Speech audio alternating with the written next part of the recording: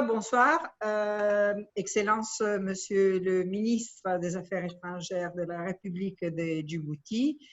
Excellence, Monsieur l'ambassadeur de l'Union européenne à Djibouti. Merci d'être avec nous aujourd'hui pour le lancement d'une conversation très importante que le secrétaire général des Nations Unies a lancée avec tout le monde. Et on veut vraiment que la voix de Djibouti soit entendue. On sait très bien qu'on a des amis dans le gouvernement de Djibouti, dans l'Union européenne pour le multilatéralisme. Et tout ça, c'est dans le cadre du 75e anniversaire des Nations Unies, à un moment où le monde est en proie de profonds bouleversements, aggravés par, comme on le sait, une crise sanitaire mondiale et qui est sans précédent et qui a de graves répercussions sur la vie de tout le monde, des défis économiques et sociaux qui sont vraiment pas vus avant. La crise du Covid-19 nous rappelle combien il est nécessaire de coopérer au-delà des frontières. Les maladies ne connaissent pas des frontières, les efforts ne doivent pas reconnaître des frontières parce que c'est une crise qui touche toute l'humanité, tous les groupes, toutes les générations. Et notre réponse déterminera la vitesse à laquelle le monde se remettra de cette crise. Elle conditionnera la réalisation des objectifs de développement durable et la prise en charge d'autres défis urgents comme la crise climatique, les pandémies, en passant par les inégalités, les nouvelles formes de violence et l'évolution rapide des technologies et de nos populations. Alors, même que nous avons plus que jamais besoin d'une action collective, on le sait que le soutien à la coopération mondiale s'est fragilisé. Et dans de nombreux pays, la confiance publique dans les institutions traditionnelles est en déclin et les relations entre les pays sont mises à rude épreuve. Cette pandémie va-t-elle nous réunir en tant que monde ou va conduire à une plus grande défiance? Les dialogues et l'action à l'échelle mondiale sont donc de plus en plus urgents, et plus urgents que jamais. Aujourd'hui, nous lançons officiellement la campagne UN 75 à Djibouti avec son Excellence M. Mahmoud Ali Youssouf, ministre des Affaires étrangères de la République de Djibouti, et son Excellence M. Aiden O'Hara, ambassadeur de l'Union européenne à Djibouti, qui nous ont fait l'honneur de participer à cette première conversation. Cette conversation est la première d'une longue série d'échanges que nous voulons avoir avec vous et sont l'occasion d'engager et d'encourager chacun d'entre nous à prendre des initiatives suite à ce que nous avons entendu et appris. Cet anniversaire est l'occasion pour nous tous et toutes de recueillir votre avis, vos craintes et vos idées à travers d'une enquête d'1 minute que vous trouverez un lien dans la description de cette vidéo. Vos réponses nous aideront au niveau des Nations Unies et aideront nos dirigeants à améliorer l'action des Nations Unies à Djibouti et dans le monde et seront présentées aux dirigeants du monde entier lors de la célébration du 75e anniversaire de l'ONU à l'Assemblée générale des Nations Unies en septembre 2020. Avec ce petit mot de bienvenue, je voudrais bien donner la parole à son Excellence le ministre des Affaires étrangères de la République de Djibouti. Merci encore une fois d'être avec nous et on sait très bien que vous êtes un grand ami du multilatéralisme. Excellence. Merci, Excellence, Madame la coordinatrice du système des Nations Unies, chère Barbara Menzi. Excellence, Monsieur l'ambassadeur de l'Union européenne, cher ami Aidan O'Hara. Chers participants, mesdames et messieurs, d'emblée, je voudrais féliciter le secrétaire général des Nations Unies, son Excellence M. Antonio Guterres, pour avoir lancé dès le début de cette année 2020, qui marque le 75e anniversaire de l'organisation, cette initiative de dialogue mondial appelée ONU 75. Par cette initiative, l'ONU a voulu lancer une grande conversation mondiale sur l'avenir de la planète à travers des débats nationaux et internationaux. La République de Djibouti adhère à cette initiative et je suis heureux de prendre part à cette discussion sur le thème « Le multilatéralisme en 2020, y a-t-il de petits pays aux Nations Unies ?» Mesdames et messieurs, comme vous le savez, l'humanité et la planète font face à des défis multiples. que ce soit du fait du dérèglement climatique, des atteintes à l'environnement et à la biodiversité, des nouvelles technologies, de l'aggravation des inégalités, de la pauvreté, des conflits ou des confrontations commerciales, du repli sur soi, de la montée des nationalismes, de l'extrémisme ou encore des crises sanitaires sans précédent, notamment celle du Covid-19. Face à ces grands défis communs, des solutions collectives s'imposent. Elles passent par plus de multilatéralisme et de coopération. À cet égard, et face à ces questions préoccupant le monde, les petits États ont démontré leur leadership et ont obtenu des résultats importants et reconnus au niveau des forums internationaux en tant que facilitateurs, médiateurs et bâtisseurs de ponts.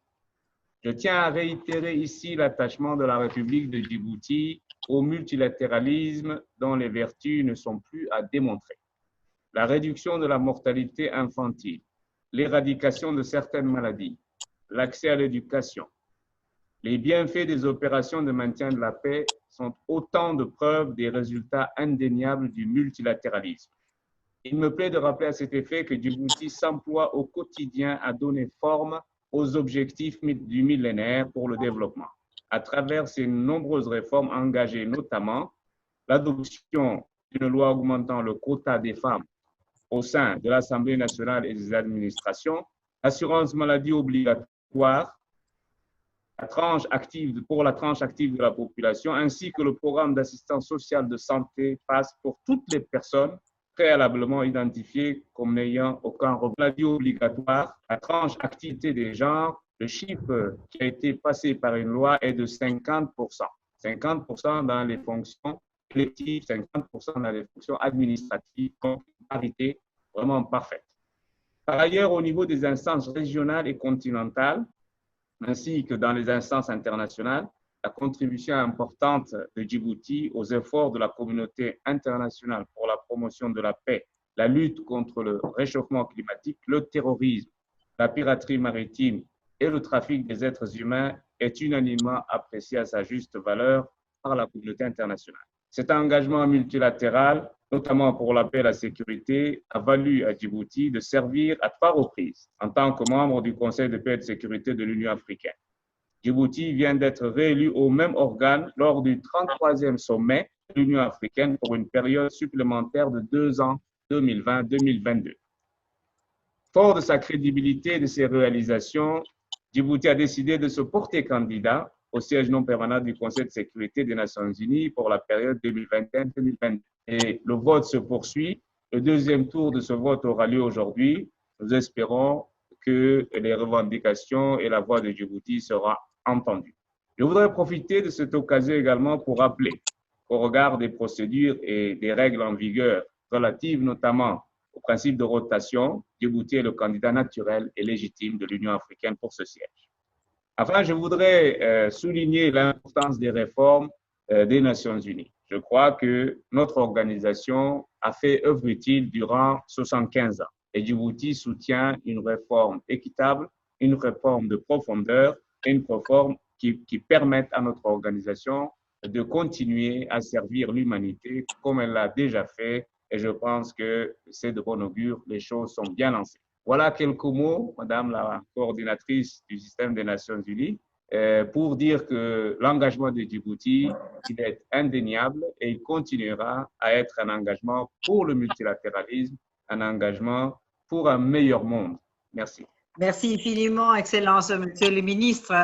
Et je peux témoigner personnellement de l'engagement envers le multilatéralisme, vraiment dans l'esprit de We the People of United Nations. Et le fait que vous avez dit nos Nations Unies, nous les Nations Unies, c'est vraiment juste un petit élément, mais très important pour dire que les Nations Unies, c'est les Nations Unies de tout le monde. Monsieur Aidan O'Hara, je vous donne aussi la permission de parler en anglais si vous préférez ou en français. C'est une conversation entre amis et les amis de tout le monde. Donc, je sais que vous avez une expérience aussi à niveau de l'Union européenne avec les petits États, autant importants que les grands. et c'est à vous la parole. Bonjour et merci, Madame la coordinatrice Barbara et Monsieur le ministre. Ravi de partager cette conversation avec vous deux. D'abord, je veux féliciter l'ONU pour ses 75 ans et je crois que je souhaite le meilleur pour les prochaines 75 ans aussi, parce que c'est l'avenir maintenant qui est en jeu et ça sera un avenir partagé par nous tous. Le thème pour aujourd'hui, c'est le multilatéralisme. Et je dois dire que l'Union européenne, c'est une organisation fondée sur les traités. Et dans les traités, je crois que j'ai raison, c'est article 21, je crois, peut-être 22, mais je crois que c'est article 21 du traité de l'Union européenne qui explique les actions à l'extérieur de l'Union faites par l'Union européenne soi-même. Et dans cet article, on dit que les actions de l'Union doivent être tous inspirées par les valeurs et le charte des Nations Unies. Et donc, je crois que l'Union européenne, déjà, c'est une organisation vraiment dans l'esprit de l'ONU. Et c'est marrant qu'on en parle des petits pays parce que je veux donner peut-être quelques chiffres. J'ai travaillé il y a quelques années sur l'avenir de l'Union européenne. Et si on pense d'il y a eu un siècle, 1900, le pourcentage, la population de l'Europe représentait à peu près 25% de la population du monde. Aujourd'hui, la population de l'Europe atteint à peine 5% de la population globale. Et donc, déjà, l'Europe, c'est nettement plus petit qu'on pensait avant. C'est la même chose pour notre PIB, notre poids de richesse dans le monde. C'est à peu près à 20% du PIB global, le PIB de l'Europe. Mais au fur et à mesure, selon nos propres prévisions, ça va diminuer. Et donc, on dit qu'il n'y a plus de pays grands dans le monde. Il y a uniquement des pays qui ne savent pas encore qu'ils sont des petits pays. Et je crois que nous tous à l'Union européenne, même nos pays membres aussi grands que la France et l'Allemagne, ils constatent qu'ils ne peuvent pas faire face aux grands enjeux du monde, chacun pour soi, tout seul. Il faut qu'ils réunissent avec les 27 pays de l'Union européenne pour faire face au réchauffement climatique et aussi pour faire face aux enjeux, par exemple, de la digitalisation et tout ce qui va transformer nos vies à cause du secteur numérique. Et donc, je crois que pour nous tous, surtout pour les petits pays, et comme Barbara vient de le dire, moi, je suis originaire d'un tout petit pays, l'Irlande, et je crois que les valeurs, mais aussi le multilatéralisme, nous sommes très attachés à tous les deux.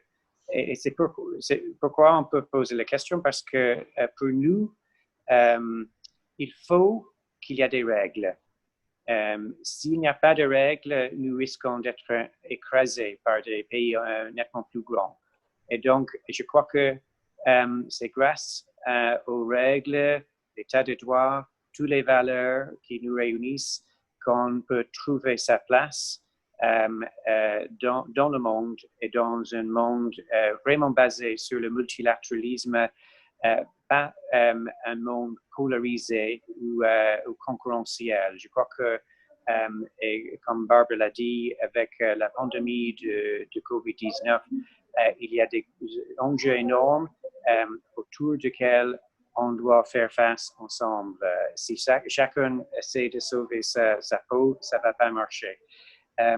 Et donc, c'est les règles. Et je crois que les petits pays, comme l'Irlande, comme le Djibouti, ont une contribution énorme à donner à